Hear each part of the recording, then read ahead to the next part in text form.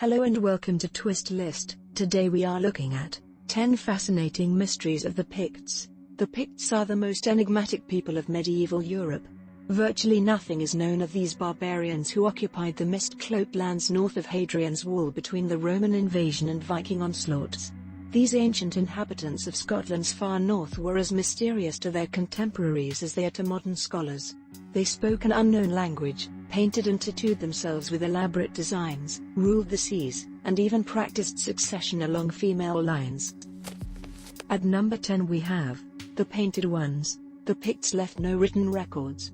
Almost everything we know of them comes from accounts of their enemies. In 297, Roman writer Eumenes makes the first reference to the inhabitants north of Hadrian's wall as the Pictus or the Painted Ones. The Irish referred to the Picts as Crutni or people of the designs. This close parallel to the Roman name suggests that Pict was a name the northern Scottish may have called themselves. The Picts were a confederation of tribes that found identity battling a common enemy. Romans tried to conquer them many times but failed. Later, they united against the Vikings. By 900, they disappear from the historical record, apparently merging with Scots culture to the south. Some modern scholars assert that they called themselves Pict, their word for ancestors. The terms Pet and Pit still figure prominently in place names associated with the Picts. The 9th spot on the list is occupied by Enigma of the Pictish language. According to A History of the English Church and its People, Bede noted there were 5 languages in 8th century Britain: English, Latin, British, Gaelic, and Pictish. In Life of Columba, Admonan reveals that St. Columba needed a translator among the Picts. Without written records, our only evidence of this mysterious tongue are place names, scattered personal names, and mysterious Pictish rock carvings. Some believe the Picts spoke an indigenous language, possibly a Bronze Age tongue closer to Basque than Celtic. Others believe the Picts spoke a P-Celtic language, which would have been akin to British, which lingers today in Wales. Supporters of this theory point out Pictish place names in northeastern Scotland are clearly Indo-European and related to other Celtic tongues. A third theory proposes they spoke a Q-Celtic language brought to their territory by the Irish. The Picts also adopted the Ogham alphabet, which originated in Ireland.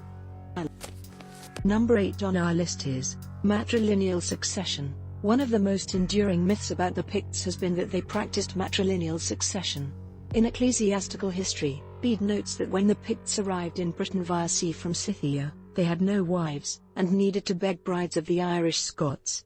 The Scots would only give them women under one condition: they should choose a king from the female royal race rather than the male. Written in the 14th century, the Pictish Chronicle lists kings and the length of their reigns. Of the Pictish kings before the late 7th century, fathers are never succeeded by their sons. However, the kings are identified by the names of their male relatives.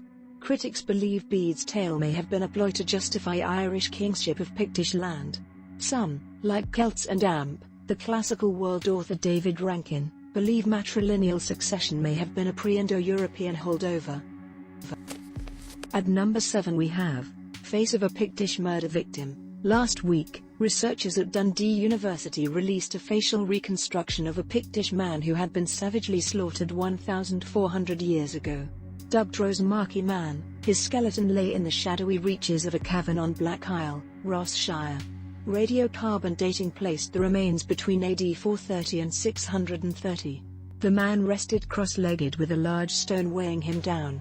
According to forensic anthropologist Dame Sue Black, the Rosemarkie Man met a brutal end, suffering a minimum of 5 injuries to the head. Rosemarkie Man's teeth were shattered, his jaw fractured, and his skull was pierced and crushed.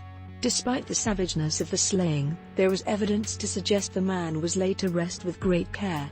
While his murder may remain unsolved, the arrangement of the burial provides a fascinating window into an enigmatic culture. We cannot know if he was slain in a personal dispute or sacrifice. Number 6 on the list is Rhynie Man. In 1978, a Scottish farmer unearthed a massive stone slab depicting a man carrying an axe near Rhynie. Dubbed Rhynie Man, this 6-foot ornamented stone has mystified archaeologists ever since. Dated to about 700, the boulder depicts a man with a long pointed nose wearing a beard, headdress, and tunic. Rhynie Man was discovered in close proximity to the Crawstane, Another Pictish carved stone depicting a salmon and an unknown animal. Excavations at Rhynie between 2011 and 2012 revealed artifacts suggesting the site revealed Mediterranean pottery, French glass, and Anglo-Saxon metalwork. The long-distance trade connections suggest the site may have been a royal location. Archaeologists also discovered evidence of advanced metallurgy at Rhynie. The most common interpretation of Rhynie man is that he depicts Cessus, the Celtic god of trees and forestry. The area also has stones bearing the Irish OM alphabet, and later Celtic cross stones.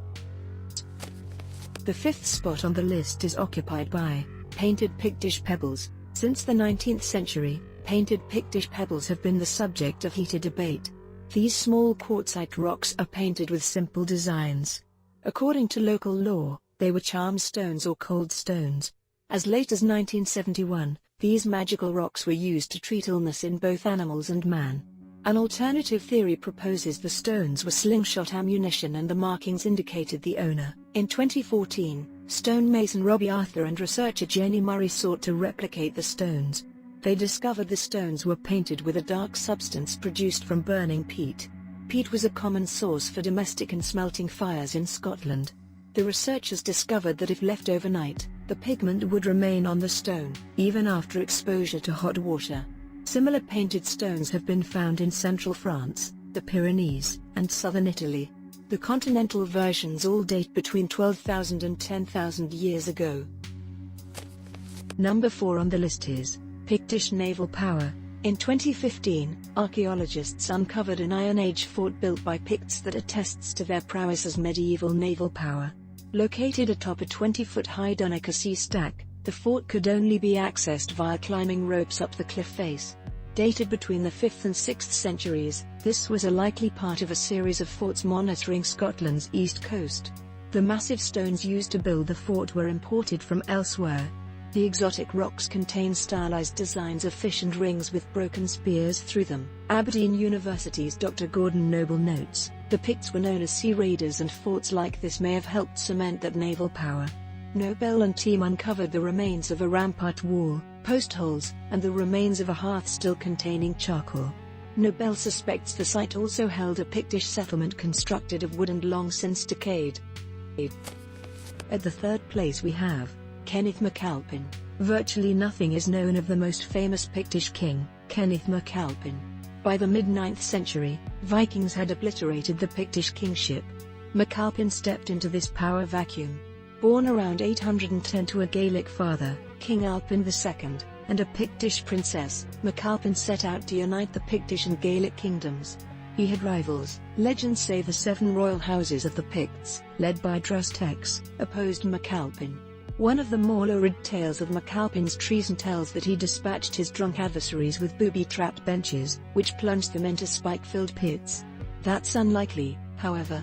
Sometime before 848, MacAlpin united the Picts and Gaels. The Viking threat still loomed.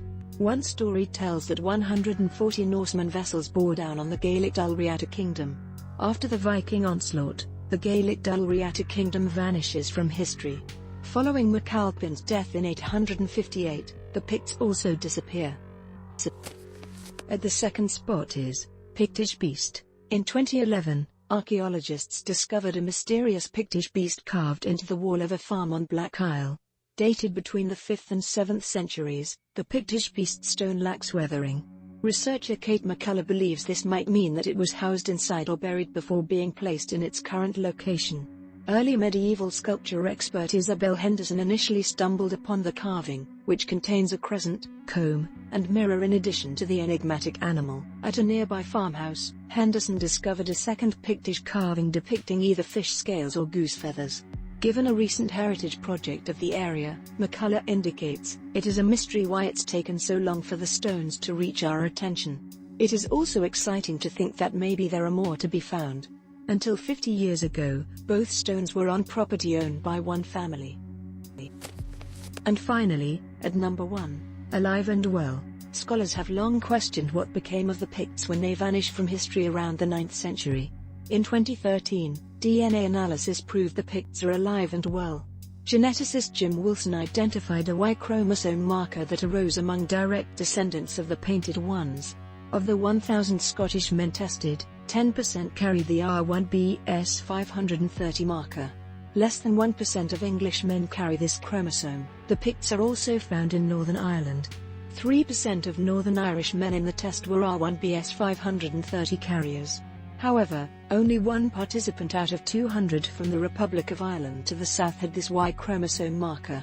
From a political standpoint, the Picts appear to have vanished after a battle with the Vikings at Strathmore in 839 and Kenneth MacAlpin's unification of the Gaels and the Picts.